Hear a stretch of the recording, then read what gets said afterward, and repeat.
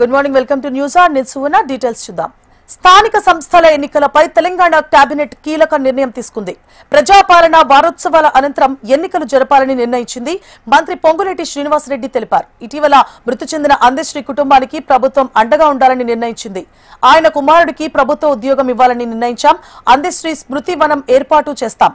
పాఠ్య పుస్తకాల్లో అందశ్రీ రాసిన తెలంగాణ గీతం పెడతామని తెలిపారు ఆయన. బీసీలకు కాంగ్రెస్ ప్రభుత్వం 42% రిజర్వేషన్లు ఇవ్వాలని నిర్ణయించాం. పార్టీ పరంగానూ 42% రిజర్వేషన్లు ఇవ్వాలని కేబినెట్ నిర్ణయం తీసుకున్నట్లు మంత్రి పొంగులేటి వివరించారు. ఈ రోజు గౌరవ ముఖ్యమంత్రి రేవంత్ రెడ్డి గారి ఆధ్వర్యంలో సుదీర్ఘంగా అనేక పలు అంశాల మీద చర్చించి నిర్ణయాలు తీసుకోవడం జరిగింది.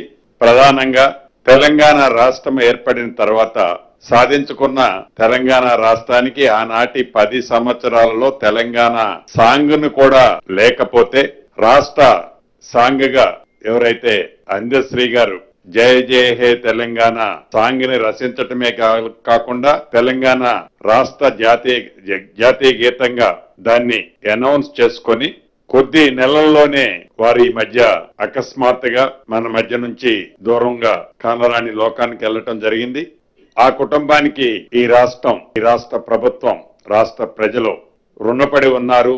ఆ రుణాన్ని ఉడతా భక్తిగా తీర్చుకోవాలి అని ఈరోజు కేబినెట్ లో వారి కుమారుడు దత్తసాయి గారికి డిగ్రీ కాలేజ్ అసిస్టెంట్ ప్రొఫెసర్ గా రాష్ట్ర కేబినెట్ ఉద్యోగాన్ని ఆమోదించటం జరిగింది. అదే రకంగా ఎక్కడైతే అందశ్రీ గారి అంతిమంగా ఏర్పాటు చేసిన ఆ ప్రదేశాన్ని ఒక స్మృతి వనంగా కూడా ఏర్పాటు చేసే అంశాన్ని కూడా రాష్ట్ర కేబినెట్ తీర్మానించటమే కాకుండా ప్రతి పాఠ్య పుస్తకంలో ఫ్రంట్ పేజీలో అందశ్రీ గారు ఏదైతే రచించారో జయ జయ హే తెలంగాణ గీతాన్ని కూడా ప్రతి టెక్స్ట్ బుక్ లో ఫస్ట్ పేజీలో ప్రింట్ చేయాలని రాష్ట్ర కేబినెట్ తీర్మానం చేయటం జరిగింది.